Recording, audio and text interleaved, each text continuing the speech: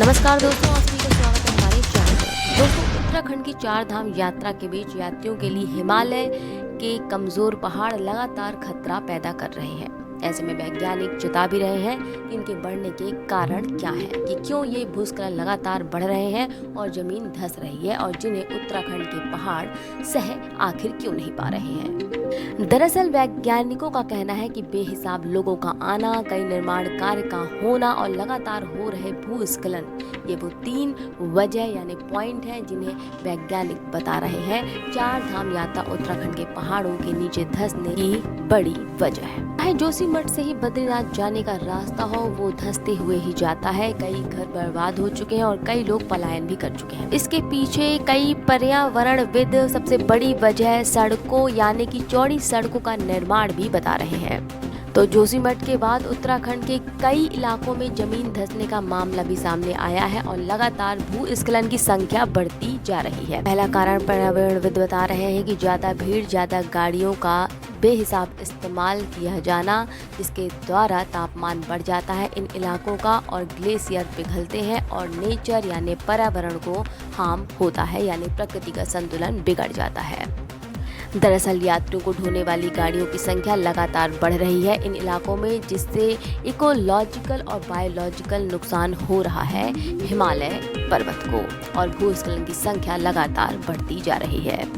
2019 में चार धाम यात्रा को लेकर एक रिपोर्ट के हिसाब से चार धाम को जोड़ने वाली सड़क परियोजना को हिमालय पर हमला बताया गया था। कमेटी ने सिफारिश भी की थी कि सड़कों की चौड़ाई 5.5 मीटर होनी चाहिए, पर दिसंबर 2021 में सुप्रीम कोर्ट ने उसे 10 मीटर करने की अनुमति दे दी थी। तो इस तरह सड़कों को चौड़ा करना ये भी बड़ी वजह है। पर्यावरणविद बता रहे हैं हिमालय पर भूस्खलन और जमीन धंसने का सबसे बड़ा कारण। जानकार कहते हैं कि पहाड़ों को काटना भी बड़ा कारण है। दरअसल सड़कों को बनाने के लिए पहाड़ों को ऊपर से काटा जाता है, जिसके द्वारा इन पहाड़ों का निचला हिस्सा कमजोर होता है, जिससे ऊपर से पहाड़ टूटकर नीचे आ जाते हैं। तो कुल मिलाकर लगातार निर्माण कार्य प्रकृति का संतुलन बिगाड़ रहे हैं, जिसके चलते जमीन धंसती जा रही है और भूस्खलन की संख्या लगातार बढ़ती जा रही है।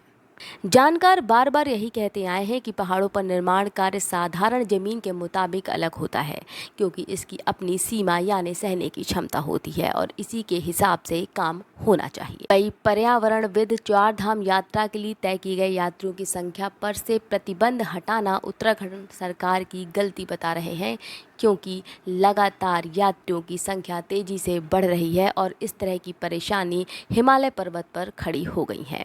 तो वैज्ञानिकों का बार बार यही कहना है कि हम लगातार हिमालय पर वार कर रहे हैं, जिसका ये परिणाम है कि लगातार भूस्खलन की संख्या बढ़ती जा रही है और लगातार लोगों की संख्या बढ़ रही है इन तीर्थ स्थान यानी उत्तराखंड के हिमालय पर्वत पर, जिसकी वजह से जो नाजुक पहाड़ हैं वो गिरते जा रहे हैं। सड़कों का चौड़ा किया जाना और बेहिसाब निर्माण कार्य ये बड़ी वजह है जमीन के धंसने और भूस्खलन की संख्या बढ़ने का।